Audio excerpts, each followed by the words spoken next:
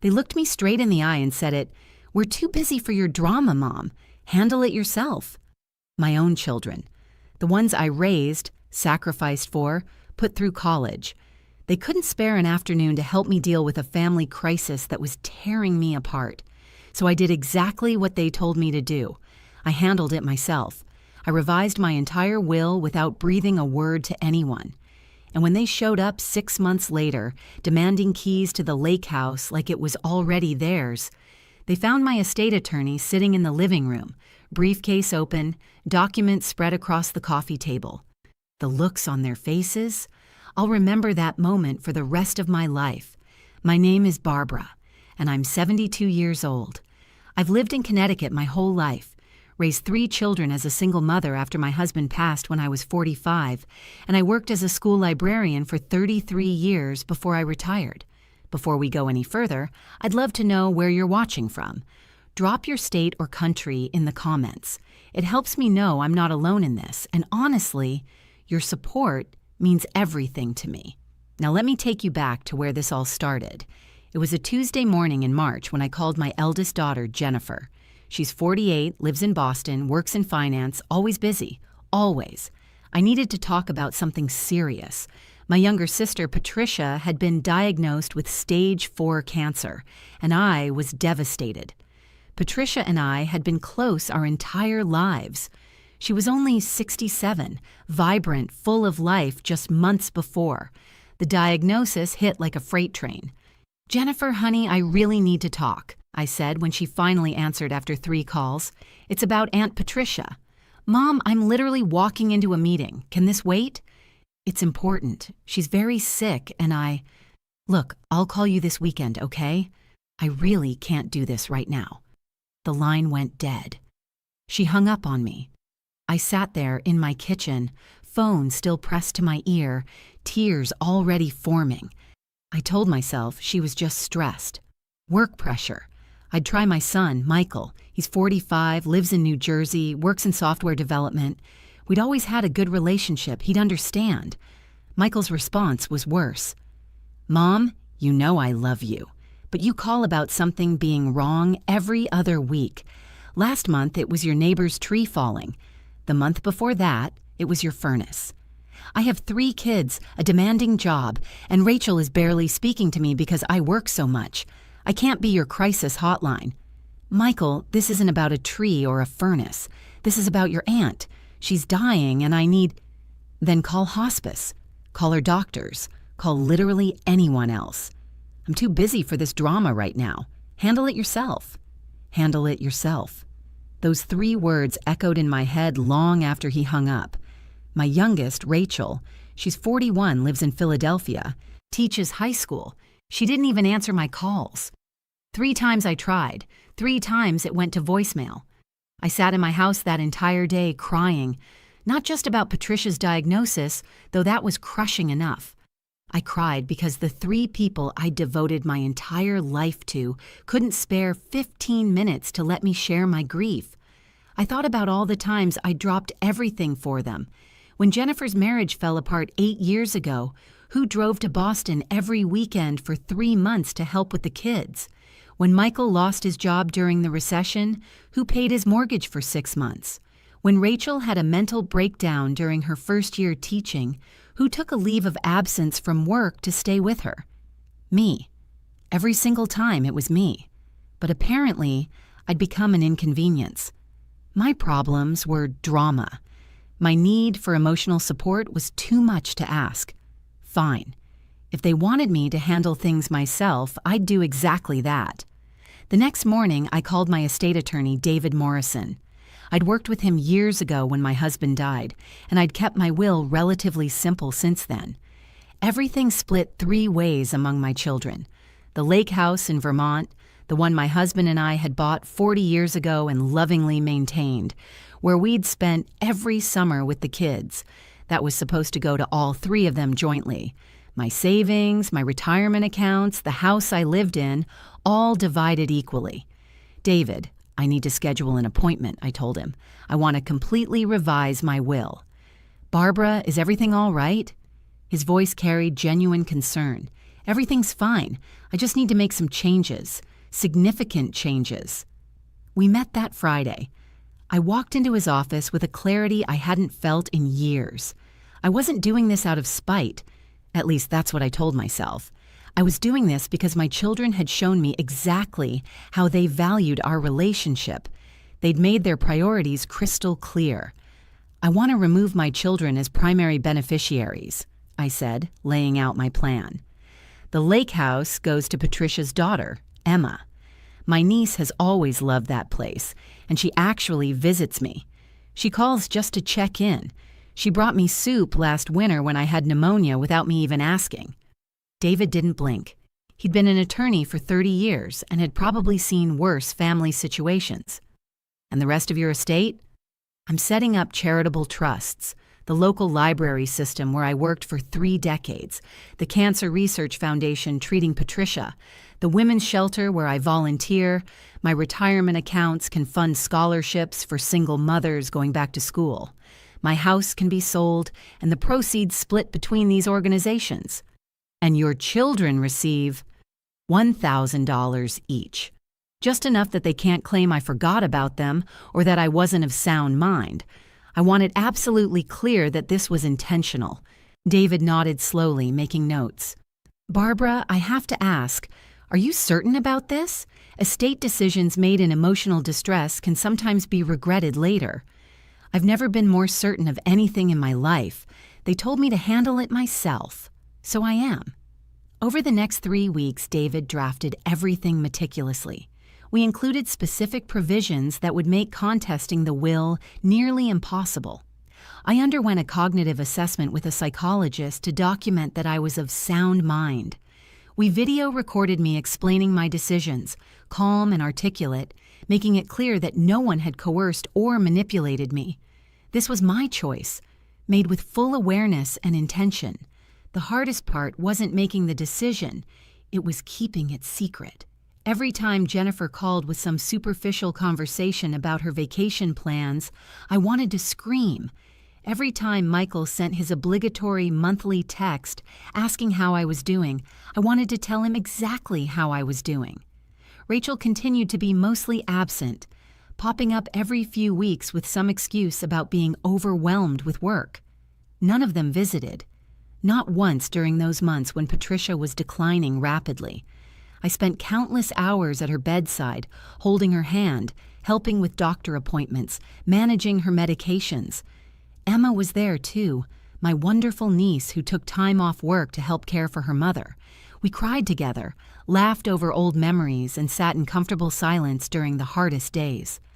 Patricia passed away in late May, just 8 weeks after her diagnosis.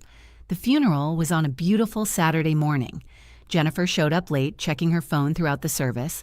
Michael attended, but left immediately afterward, claiming he had a soccer game to get to. Rachel came, but spent half the reception complaining about her principal. "This must be so hard for you, Mom," Jennifer said, giving me a brief hug. "Losing your sister." I wanted to say, "You know what was hard? Calling you when I found out she was sick and being told I was being dramatic." But I didn't. I just nodded and said, "Yes, it is." "Hey, we should talk soon about the lake house," Michael mentioned as he was leaving. Rachel and I were thinking maybe this summer we could all use it more. The kids are getting older and it'd be nice to have that family time. The lake house. Of course, that's what they were thinking about at their aunt's funeral. Not about me, grieving the loss of my only sister. Not about how I'd spent the last 2 months watching her die. The property. The inheritance. What they could get. "We'll talk later," I said simply. "Actually, Mom, I've been meaning to bring this up too," Rachel added, suddenly appearing beside Michael. "Now that you're getting older, maybe it makes sense to start talking about your estate planning. Just to make sure everything's organized for your peace of mind."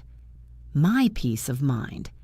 They hadn't cared about my peace of mind when I was falling apart over Patricia's diagnosis. But now that they wanted to secure their inheritance, suddenly my well-being mattered. "Everything's already organized," I told them. "I met with my estate attorney months ago. It's all handled." "Oh, good," Jennifer joined the conversation.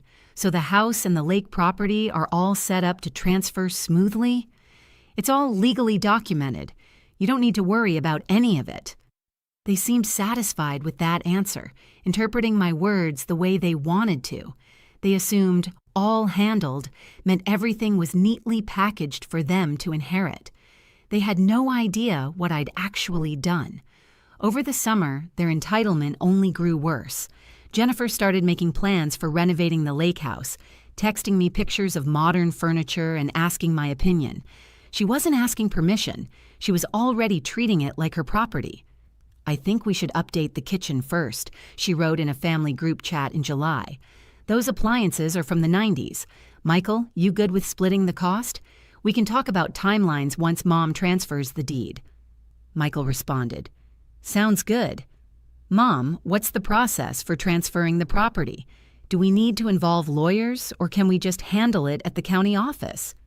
Rachel chimed in, "Are we selling Mom's house too, or waiting? Just thinking about timing with the market." I stared at my phone, reading these messages in disbelief. They were planning my estate distribution like I was already dead. I was sitting in my living room, very much alive, watching them divvy up my life's work and assets via text message. I didn't respond to the group chat. Instead, I called Emma. "How are you holding up?" I asked. She'd been struggling with her mother's death, and I'd been checking in regularly. "Some days are harder than others," she admitted, "but I'm managing. How about you, Aunt Barbara?" "I'm okay. Listen, I wanted to tell you something.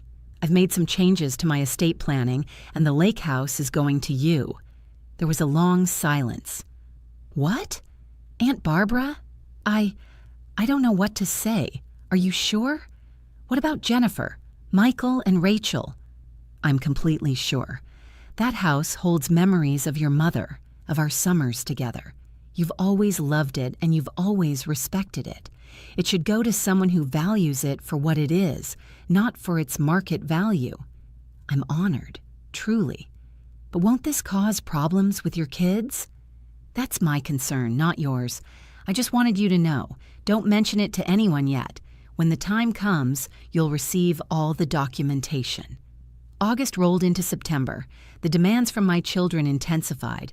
Jennifer wanted to plan a family meeting about my finances.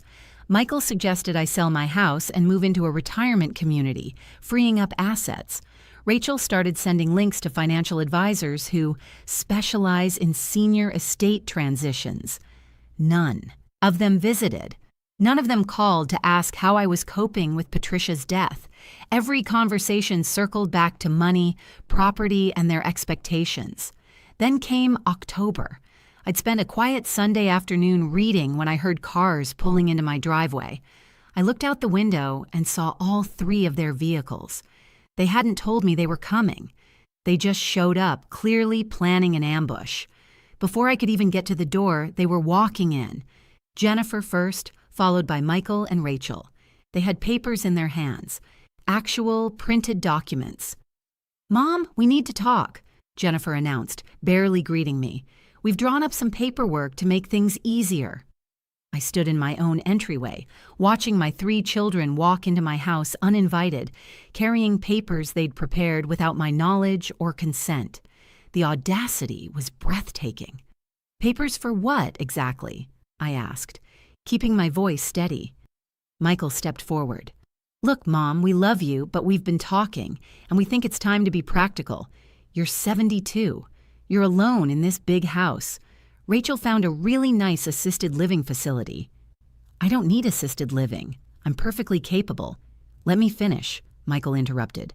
"We're not saying you need it now, but eventually you will. And it makes sense to start planning. These papers would give us power of attorney and allow us to help manage your finances and property. It's for your protection." "My protection?" I repeated. "Or your convenience?" Jennifer's expression hardened. "Don't be difficult about this. We're trying to help you. We've all talked to lawyers." "You've talked to lawyers about my estate without including me in the conversation?" "Because we knew you'd react like this," Rachel said, her voice sharp, getting all emotional and defensive. "We're your children. We're looking out for you." "Looking out for me?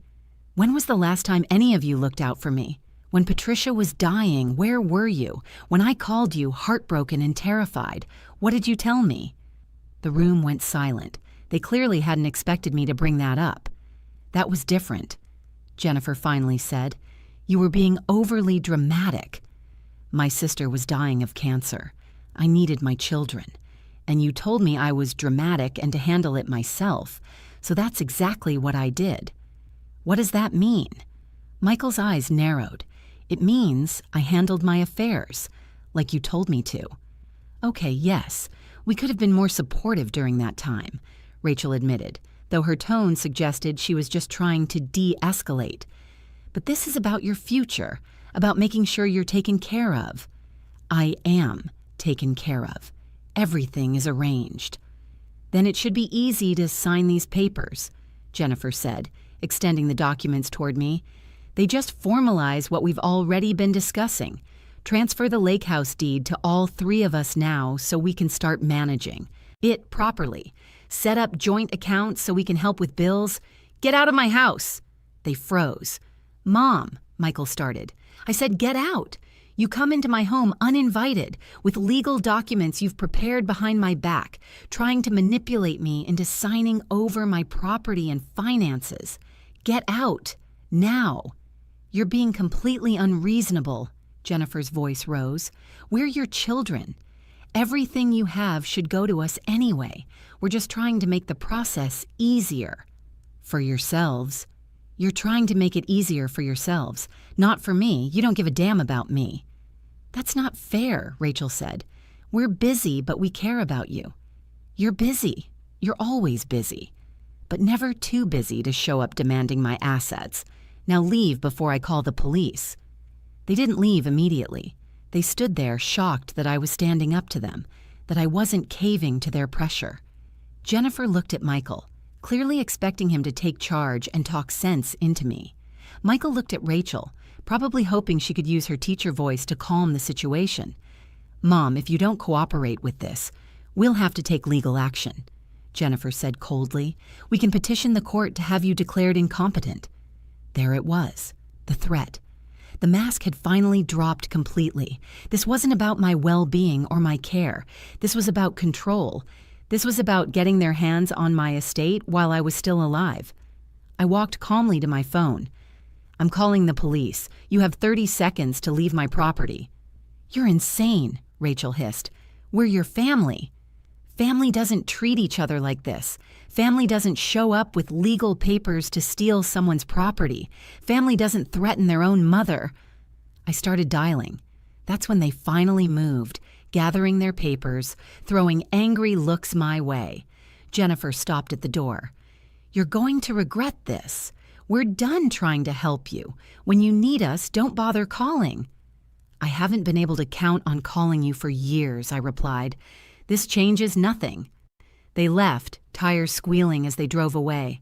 I locked the door behind them, hands shaking, and sat down in my living room. Part of me was terrified. Part of me was exhilarated. I'd stood up to them, finally. But I knew this wasn't over. Jennifer's threat about legal action was real. I immediately called David Morrison. "They just tried to ambush me with power of attorney papers," I told him. "They threatened to have me declared incompetent." "Did you sign anything?" His voice was sharp, focused. "No, I threw them out, but they're going to escalate." "Good. Don't sign anything. Don't agree to any meetings with them alone, and document everything. Every text, every call, every interaction. We need a record. Over the next 6 weeks, they tried everything. Jennifer sent certified letters claiming I was a danger to myself. Michael contacted my doctor, trying to get medical records that would support a competency hearing. Rachel showed up at my house twice more, each time with different strategies, first apologetic and manipulative, then angry and accusatory. I documented everything, just like David instructed. I had security cameras installed. I saved every text message, every email, every voicemail. They were building a case against me, but I was building a stronger case showing their harassment and financial motivation. The nastiest part came in early December. Jennifer posted on social media, something she rarely did, with a long emotional message about how worried she was about her declining mother who was refusing help and making irrational decisions. She painted herself as the devoted daughter dealing with a difficult, possibly senile parent. Friends and distant relatives started reaching out to me, concerned, offering to talk to me about accepting help. The manipulation was sophisticated. They were poisoning the well, creating a narrative where they were the caring children and I was the problem. But they made one critical mistake. They underestimated me. They assumed I was a helpless old woman who would eventually crack under pressure. They didn't account for the fact that I'd spent 33 years as a school librarian dealing with difficult teenagers, manipulative parents, and complex administrative politics. I knew how to document, how to build a case, and how to stay 3 steps ahead. In mid-December, Jennifer sent a text to the family group chat. "We're coming to the lake house this weekend. We've decided it's time to start using it properly. Mom's clearly not maintaining it. We need the keys." That was it. That was the moment I'd been waiting for. They'd finally made a demand I could use. I responded immediately. "The lake house is not available. You are not welcome there." "Jennifer, it's our inheritance. Stop being selfish." "Michael, we're coming whether you like it or not. We deserve access to that property." "Rachel, you can't keep us out of our own future. We're all beneficiaries." I didn't respond. Instead, I called David. "They're planning to show up at the lake house this Saturday. They think they have rights to it." "Perfect," David said. "I'll be there. Let's finally settle this." Saturday morning came. I drove to the lake house early, my heart pounding. David arrived shortly after, briefcase in hand. We set up in the living room, the same living room where my husband and I had watched our children grow up during summer vacations, where we'd played board games and roasted marshmallows and created the kind of memories that were supposed to mean something. We waited. David reviewed documents while I made coffee, trying to keep my hands from shaking. Around 11 o'clock, we heard vehicles approaching. All 3 of them had come, just as I expected. Jennifer's SUV, Michael's truck, Rachel's sedan. They'd brought their families too, I could see. Grandchildren in the vehicles. They had assumed this would be a celebration, a family weekend at the lake house. They probably planned to change the locks after this visit, maybe even start moving furniture out. I watched through the window as they got out, laughing, carrying bags and coolers. Jennifer was already on her phone, probably photographing the house for her renovation plans. Michael was pointing at the dock, talking to his teenage son. Rachel was unloading what looked like enough groceries for a week. They walked up to the front door. Jennifer tried her key, an old copy I'd forgotten she had from years ago. It didn't work. I'd changed the locks months ago, right after my meeting with David. She knocked, confused, then knocked again, louder. "Mom, are you in there?" I opened the door. The expression on her face when she saw David sitting there in his suit, briefcase open, legal documents spread across the coffee table. I'll treasure that moment forever. "What's he doing here?" Jennifer demanded. "Barbara asked me to be present," David said calmly. "Please come in. We have some things to discuss." They filed in slowly, confusion turning to suspicion. Michael's wife stayed outside with the kids, sensing this wasn't going to be the family weekend they'd planned. If you're still watching, make sure to subscribe to this channel. You won't believe what happened next. My children stood in the lake house living room, staring at the documents spread across the coffee table. David remained seated, professional and composed. I stood by the fireplace, my hands clasped in front of me to keep them from trembling. "What is this?" Michael asked, his voice tight. "This is your mother's revised estate plan," David said. "She asked me to review it with all of you today, given your recent demands regarding her property." "Revised?" Jennifer's face went pale. "When?" "I revised my entire will in March," I said quietly. "Right after you all told me to handle my problems myself, so I did." Rachel looked between David and me. "What are you talking about?" "March was months ago. You never said anything." "I didn't need to say anything. You made it very clear that my concerns weren't important to you. You were too busy for my drama. so I handled my affairs quietly and legally without burdening you with the details. David opened a folder and pulled out documents. I'll get straight to the point. Barbara has removed all three of you as primary beneficiaries of her estate. The lake house has been designated to go to Emma Patterson, her niece. The remainder of the estate, including Barbara's primary residence and financial assets, will be distributed to various charitable organizations and trusts. The silence was deafening. Jennifer grabbed the edge of the coffee table like she might fall. You're giving the lake house to Emma? Our lake house? It was never your lake house, I said firmly. It was mine and your father's. We bought it. We maintained it. We paid for it. The fact that you summered here as children doesn't make it yours. This is insane, Michael's voice rose. You can't cut us out of your will because we were busy when you called about Aunt Patricia. This isn't about one phone call, I shot back. This is about years of being treated like an inconvenience. This is about you telling me I was dramatic when my sister was dying. This is about you showing up here demanding keys to a property you don't own. This is about you trying to force me to sign power of attorney papers so you could control my money while I'm still alive. We were trying to help you, Rachel shouted. Help me. You were trying to help yourselves. Every conversation for the past year has been about my estate, my property, what you'll inherit. Not once did any of you call just to see how I was doing. Not once did any of you visit just to spend time with me. Everything was about what you could get. Jennifer turned to David.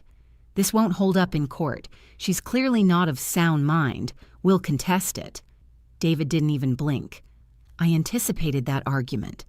Barbara underwent a full cognitive evaluation by a licensed psychologist. She scored exceptionally well.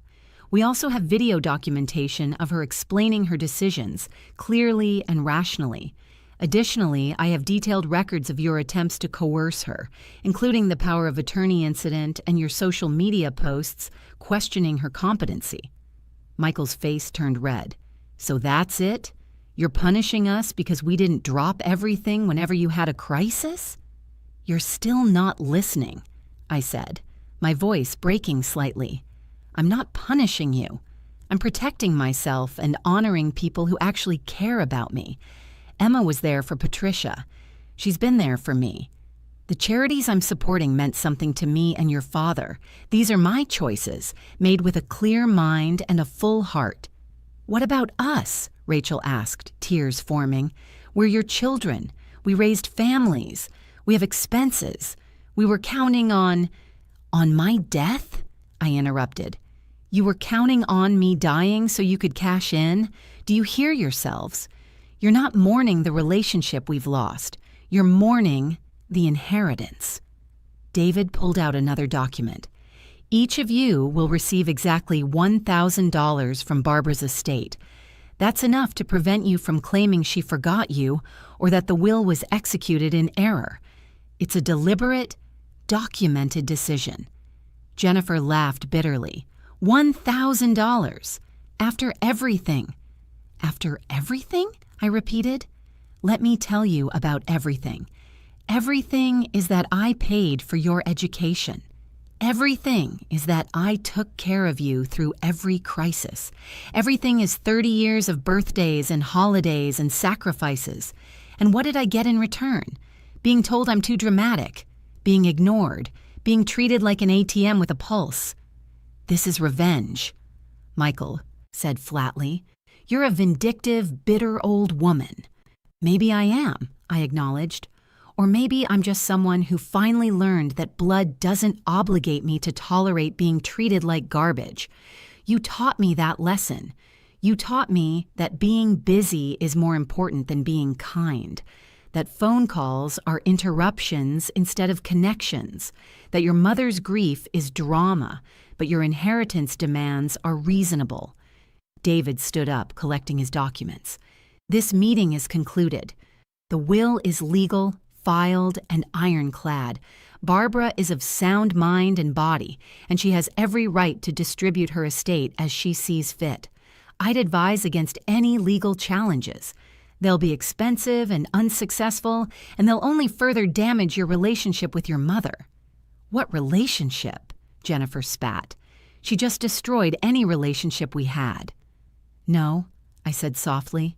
"You destroyed it months ago. You just didn't notice because you weren't paying attention. You never paid attention unless you wanted something from me."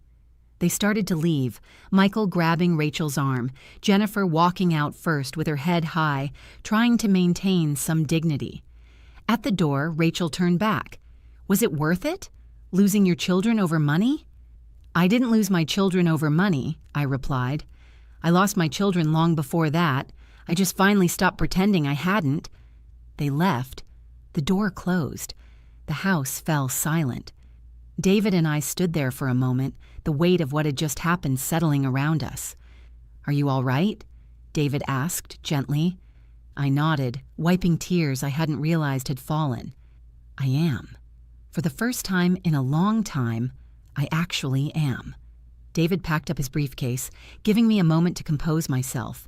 "You did the right thing, Barbara. I've seen many estate disputes in my career, but I've rarely seen someone handle it with as much dignity as you just did."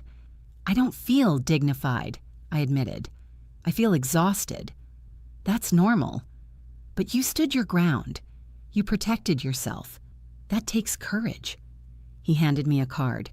"If they contact you, and they probably will, don't engage alone. Call me first. Document everything. And remember, you don't owe them explanations or apologies." After David left, I sat in the living room for a long time, looking at the lake through the window. This house held so many memories. My husband teaching the kids to fish off the dock, summer barbecues, late-night conversations on the porch, the sound of children's laughter echoing through the halls. But those children had grown into adults I barely recognized, adults who valued my money more than my presence. My phone buzzed. A text from Emma. "Aunt Barbara, are you okay? Jennifer just called me screaming about the will. I told her I didn't want to be in the middle of this." I called her back. "Don't worry about being in the middle. This is my decision, and I stand by it. You've been kind to me. You were there for your mother. The house should go to someone who loves it for the right reasons." "I'm honored, truly, but I'm worried about you. Are you safe? Are they harassing you?" "I'm fine. My attorney is handling everything. How are you doing? I know this must be stressful." We talked for an hour about her mother, about grief, about moving forward. It reminded me what real connection felt like. Not transactional, not conditional, just genuine care between two people who valued each other. The following weeks were quiet. My children didn't reach out. No calls, no texts, no attempts at reconciliation. They'd shown their true priorities, and now that those priorities were denied, they had no use for me. Part of me grieved that reality. Part of me felt relief. I spent Christmas with Emma and her family. We cooked together, exchanged modest gifts, and watched old movies. It wasn't the big family gathering I'd once imagined for my old age, but it was warm and real and free of ulterior motives. In January, I received a formal letter from Jennifer's attorney threatening to contest the will. David responded with our documentation, the psychological evaluation, the video testimony, the records of their coercion attempts. The challenge was dropped within 2 weeks. They knew they couldn't win. The lake house sits waiting for Emma, maintained and cherished. My estate will fund scholarships and research and support for people who need it. My life feels lighter now, unburdened by the weight of children who saw me as an inheritance rather than a person. I handled it myself, just like they told me to. And in doing so, I reclaimed my dignity, my autonomy, and my peace. Sometimes the hardest part of love is recognizing when it's one-sided and having the courage to stop giving to people who only know how to take. That's my story. Thanks for listening.